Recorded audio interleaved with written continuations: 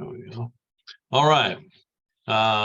In this eighth video on world religions and modern secularism, we're continuing. We're here where we had previously been talking about. Earlier on, there was this overlap between U.S. culture and the Christian perspective, in which most areas of life, you had both the Christian perspective and U.S. culture highly involved with each other, even in the political and public realm. But into this time period, there is more of a dichotomy between the two, and we see this in what we saw in the Supreme Court cases where, things are separated, Christian perspective separated out from government can't be involved in any way, and Christian perspective can't be involved in public sphere activities like public schools, prayer in the public schools and so forth.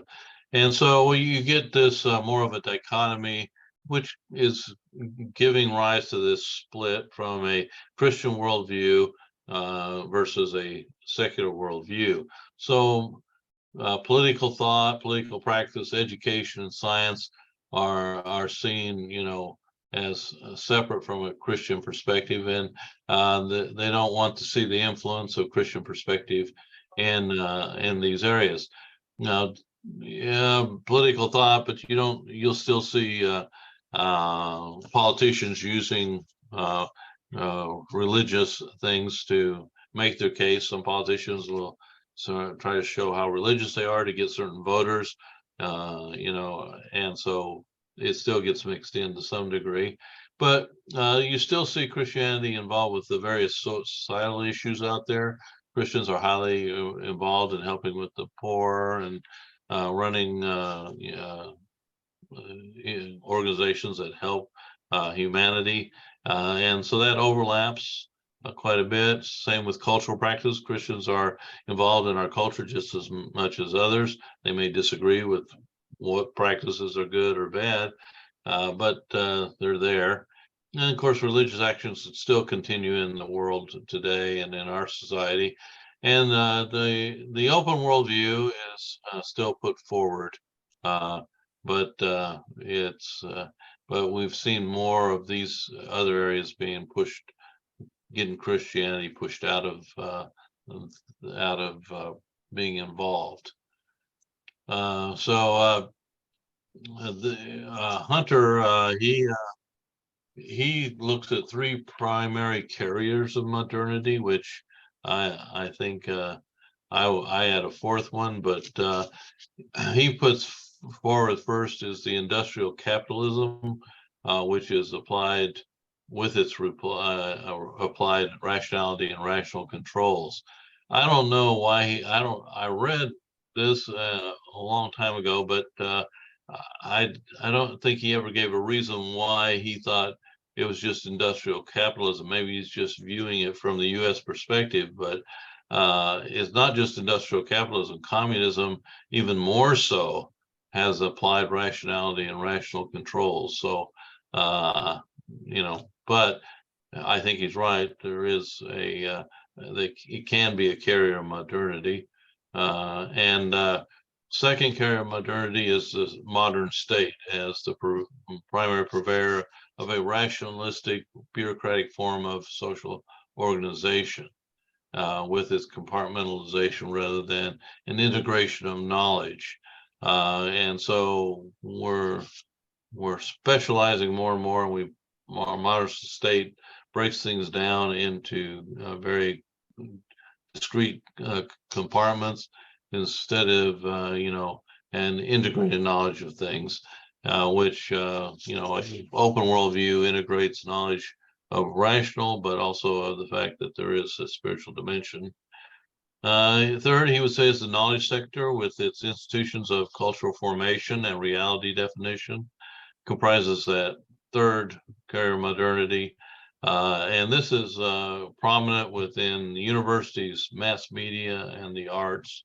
And I agree with that. It oftentimes, when you get to university, especially go to a public university, which leaves out the spiritual realm. Even if you came in with an idea of that there a worldview that is religious and has spiritual dimension, the institutions are trying to push that out, and it can be a very challenging thing for people who go to university. I would add the fourth. He kind of includes it in the third, I think, but I would add popular media and press would be a fourth carrier these days. They, put forward, and popular media is very full of secular things and pressing of modernity in things. And of course, the press, upholds that as well. So when you think of modernization, modernity, they do challenge Christianity as it interprets God's timeless message in the midst of cultural and sociological changes. And this is actually out of something I wrote some years back. It's whether it's the progression of modernity constitutes what Max Weber calls iron cage. Max Weber was a sociologist, like Peter Berger, or Peter Berger imagines a giant steel hammer. So in Max Weber, he was saying modernity is like a iron cage that keeps us hemmed in and locked into, and just squeezes us into this understanding of the world.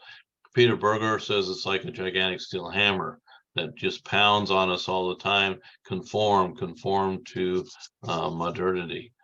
So there's little doubt that the Christian message has lived within, confronted and moderated and wrestled with, and even compromised with cultural and social issues as historical situations and societies have changed, with an onward march of modernity or various forms of modernity. And so far as most sociologists and concerned, and anthropologists to that, for that matter, and philosophers, is you have this pressure that comes with modernity, and with it secular humanism, as Kurtz points out, that that's the basis of secular humanism. So you got the social and cultural influences of modernity. These are dependence on science and reason from a closed worldview. As Christians, we can have open worldview, but we can use science and reason, and we should. Just because we believe in God doesn't mean we check reason out and shove reason out the door. Really, Christian belief requires reason, and shouldn't view something because we believe in something above the material world. It doesn't mean it's not within reason. Wealth accumulation, self-sufficient, centered perspective is another influence. Knowledge sector, the idea of the pursuit of truth, but it's only a pursuit of truth through a closed worldview, and the idea of an autonomous human perspective. And so this is, if your presupposition and say, we're going to pursue knowledge, truth, but we assume that there's only a physical world, well, you've already, delineated limitations on your pursuit of truth. And for Christians, we would not do that. We would say, yeah, we believe in a pursuit of truth, but we're not going to say only the close worldview exists. Popular media and technology, of course, influenced by being purveyors of secularism. And so modernity's influence on Christianity. First is its influence on self. It emphasizes the self as the center of human life, often called the autonomous person. And if you read through secular humanism's writings, you're going to find a large emphasis on the autonomous person, that, basically everything comes from humans, and any understanding of the world can only come from a human perspective, since there is no spiritual dimension, and there's no spiritual aspect of a human being either. Knowledge and education through science and reason is enough for ethical and moral decisions. That's what we call rationalism, the philosophical stance according to which reason is the ultimate source of human knowledge.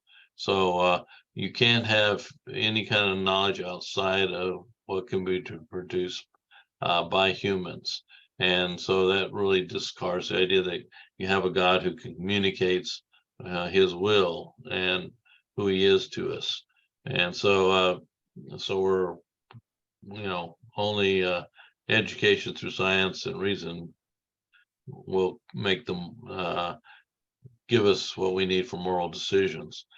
Well, this rationalism stands in contrast to what's called empiricism, which points to the senses as sufficient in justifying knowledge.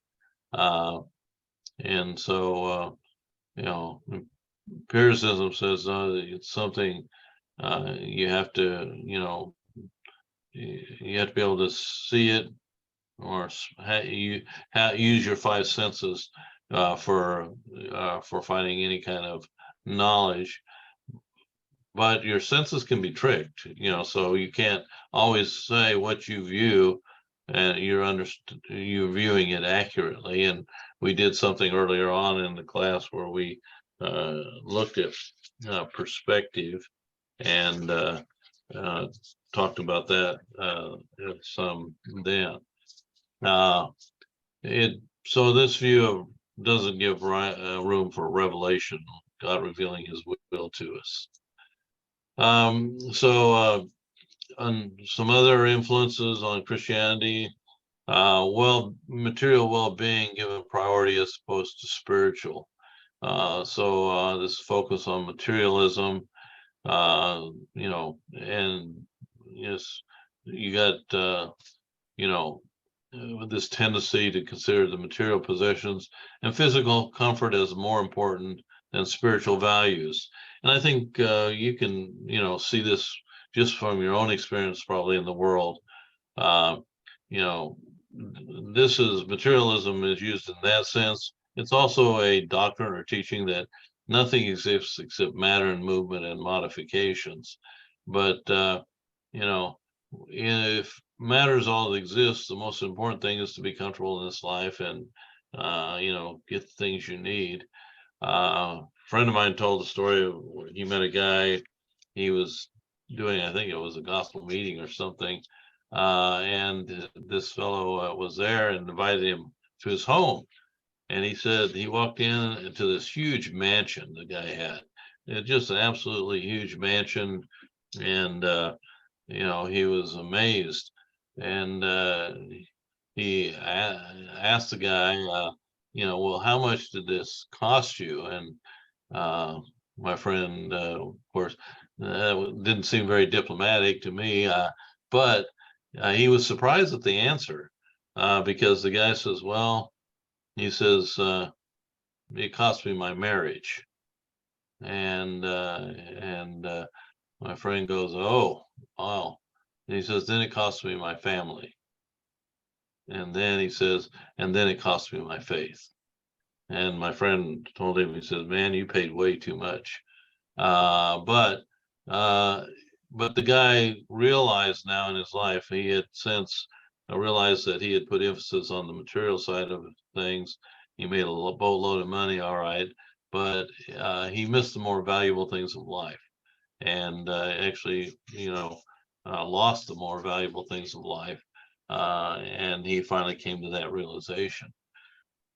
So when the influence of modernity with emphasis on the material realm as the most important thing and all that exists, has implications on everyday living. And so in the process of this, another influence is religion gets relegated to subconscious experience or needs or desires or feelings. And this is why we studied early on, how people define religion and how religion is understood.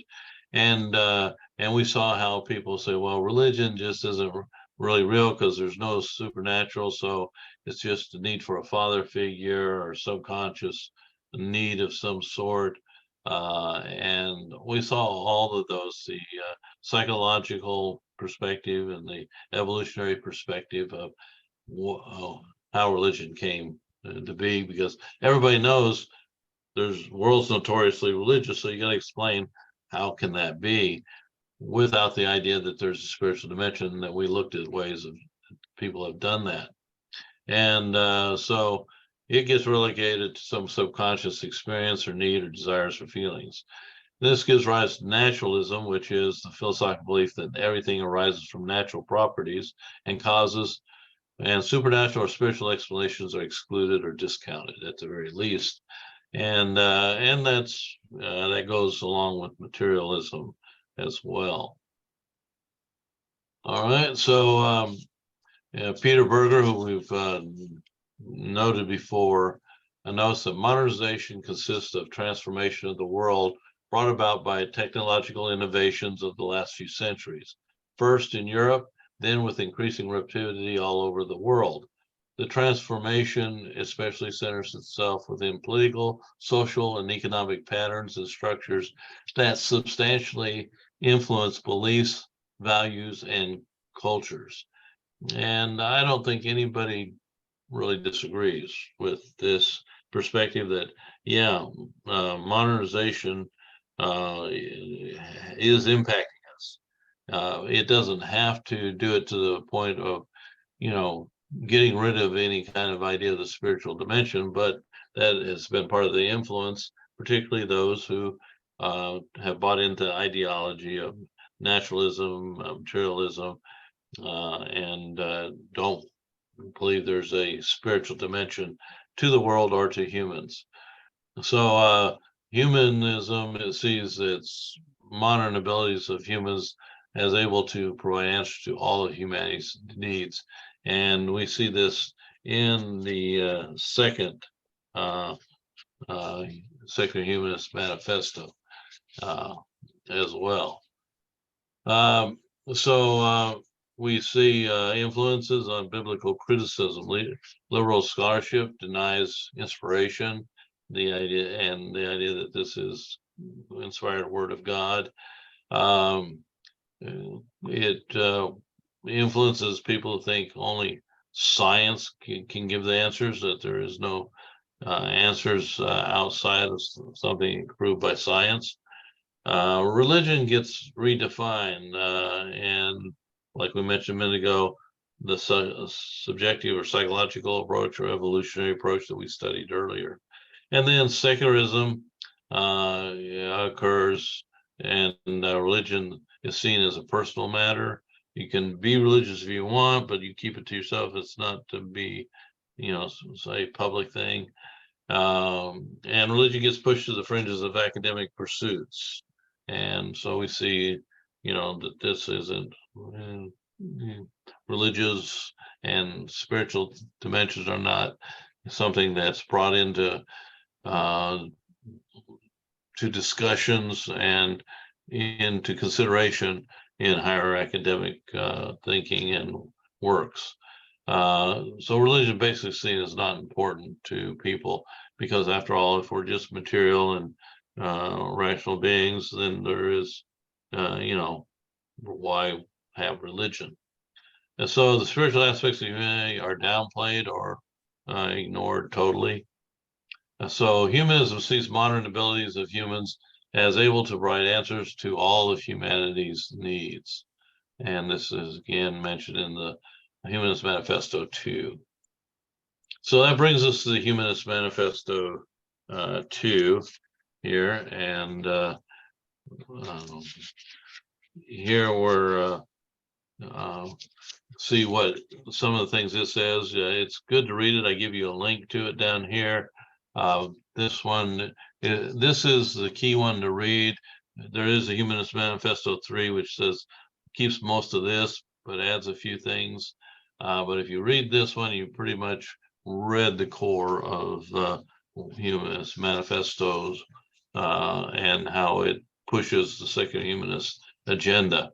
So it says promise of immortal salvation or fear of eternal damnation are both illusory and harmful.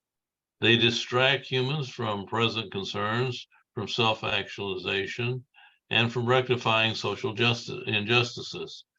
Modern science discredits such historic concepts as the ghost in the machine and the separable soul. Rather, science affirms that human species is an emergence from natural evolutionary forces. As far as we know, the total personality is a function of biological organism transacting in a societal and cultural context. There's no credible evidence that life survives the death of the body. We continue to exist in our progeny and in the way that our lives have influenced others in the culture. So that's a pretty direct statement, which I like because I like people to be open about their philosophical view of things.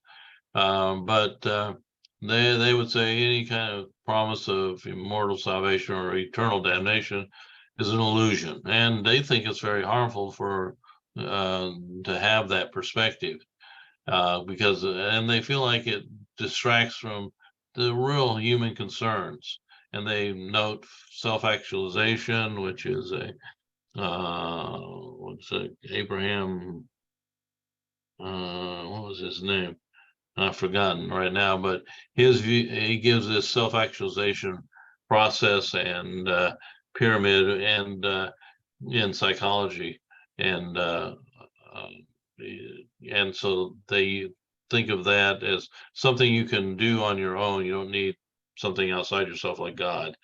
And so they say modern science discredits what they call the ghost in the machine. So they view the world. This is taken from sociologists' metaphors. Ghost in the machine is a metaphor for saying, well, this world is made up of natural laws. To add any spiritual dimension is putting a ghost in the machine. The world's just a machine. Or the idea of a separable soul, something spiritual in a person. And they would say there's no credible evidence for any of this. And and there's no afterlife. So, and it's interesting, though, I meant to say here that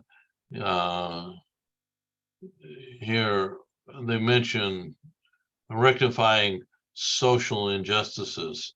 They feel like, if you believe in salvation and damnation, you won't participate in rectifying social injustices. Well, historically, that is just untrue, blatantly so, because a lot of what Christianity has done is to try to rectify social injustices, such as slavery and many others. And even to this very day, they're highly involved in helping with making the world more just. So and I think it was C.S. Lewis mentions this in his book. He says one of his writings said, historically, the people that have been most involved or most concerned have been those who believe in God and his moral order of things. And if you take what God teaches seriously, you'd have to be opposed to injustices. And that some Christians in history did unjust things, and weren't concerned with justice, I'm sure. And I know of a number of cases that's the case. But you look at, communism and Nazism, you see there where they weren't concerned with justice. In fact, they redefined things so they could kill people and call that just. But in either case, keeping that in mind. And then in their fifth part of their manifesto, they mentioned the preciousness and dignity of an individual person is a central humanist value. And, Christians, we wouldn't disagree with that. Every person has been created in the image of God, is of equal value in God's sight. So, So we wouldn't disagree with that aspect. Individuals should be encouraged to realize their own creative talents and desires. Well, we would say, yeah, people should, realize their creative talents. Now, desires is trickier because there are bad desires and good desires. And even those who don't believe in God realize that certain desires, are generally wrong. And, you know, most people feel like pedophilia is, a bad desire, and rightly so. Uh, but he goes on to say, we reject all religious, ideological, and moral codes that denigrate the individual. So they assume that religious and ideological and moral codes can denigrate the individual.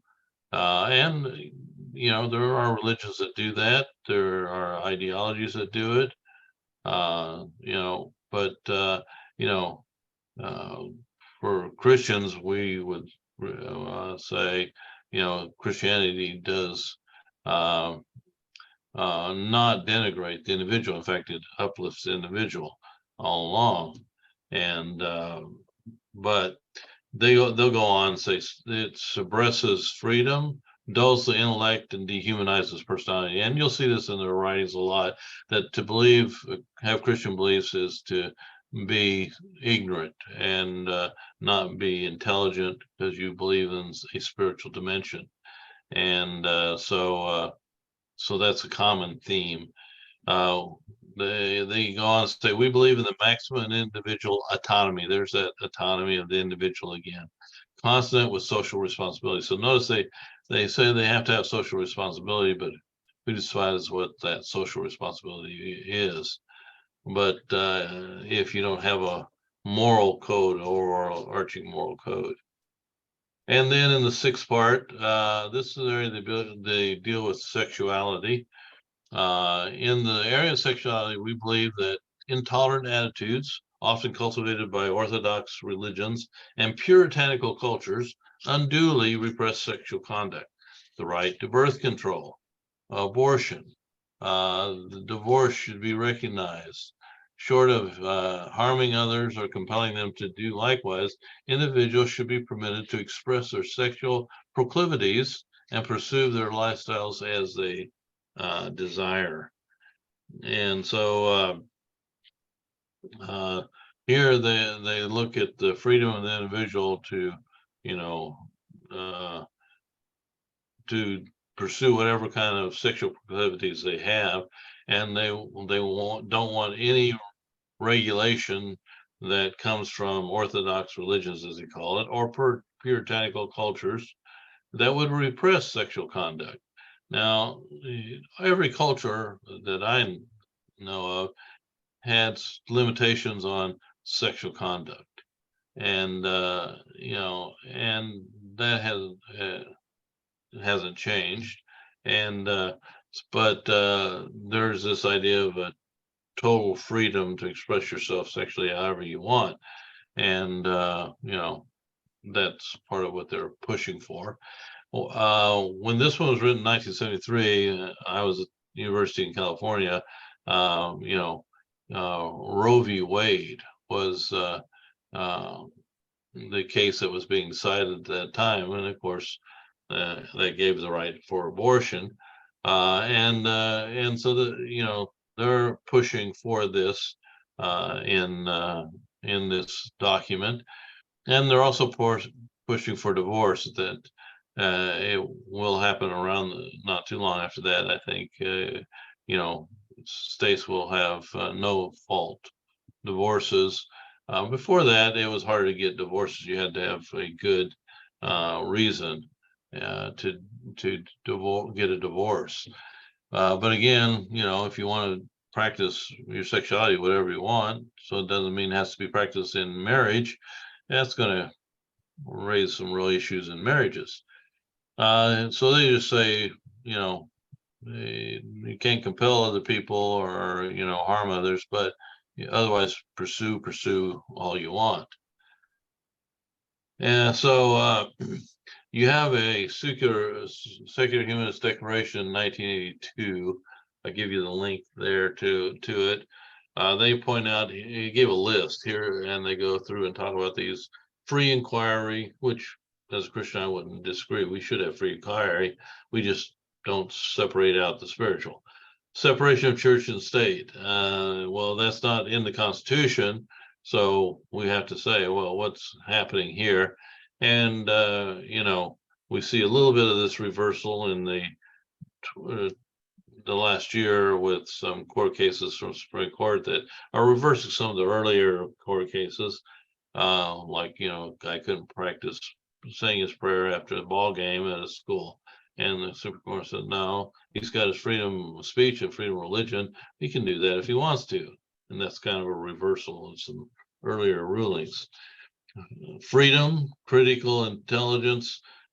I don't have any, as a Christian, I would say, yeah, we believe in that. Moral education. I would say we believe in moral education, but with their perspective, when they say moral education, they would say they can't have faith, can't be a part of it, because they say faith just indoctrinates them and brainwashes them. And of course, that's not the case. It gives moral foundations that are good moral foundations that will help our society, but they don't see it that way. Religious skepticism, they would say, you don't really want to buy into religion. They believe in knowledge through reason. They would disagree that we could get knowledge from a supernatural force or from God. We would, as Christians, say, well, I believe in knowledge through reason as too, but there's also knowledge that God has revealed. And then you got science and technology as very important. Evolution as an understanding of how life came into being.